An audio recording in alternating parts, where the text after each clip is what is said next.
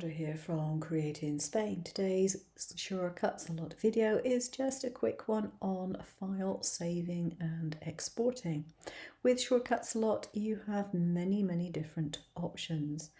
I have a file here, and if I go up to the very top bar, go to the file, I can save the project. This is for projects which I've been working on before, basically. So if I've had a project saved, I've done some more work on it, and I want to save what I've done, just click on Save Project. If I want to save the project as, it will bring up another menu for me. So I can save it as whatever I name it, as a shortcuts a lot file.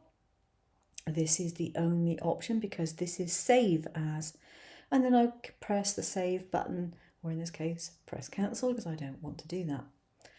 If I want to save it into a different format, I go to file and I then choose export.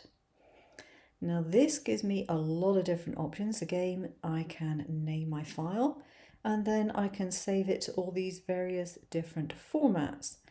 Now if I'm using it for general cutting purposes and I want to share my file, for example, I will save it as an SVG.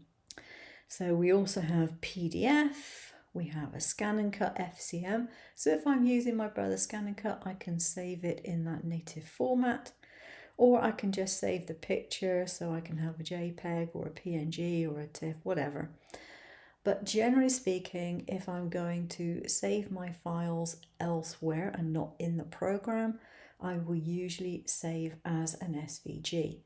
This is because SVG is used in virtually every cutter software that there is. Most cutter softwares use SVG. They can at least import them, even if they won't allow exporting to SVG. And that's it. That's how you do your file saving and exporting. If you're going to save it into shortcuts a lot, I can press the Save Project and it will bring up a menu and I can choose where I want to save it.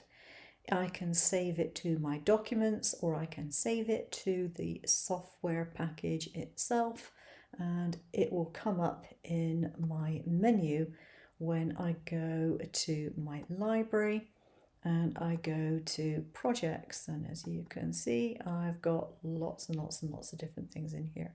Under various settings, I have an awful lot of different things. So yeah, very easy to save or export and lots of different options for doing that.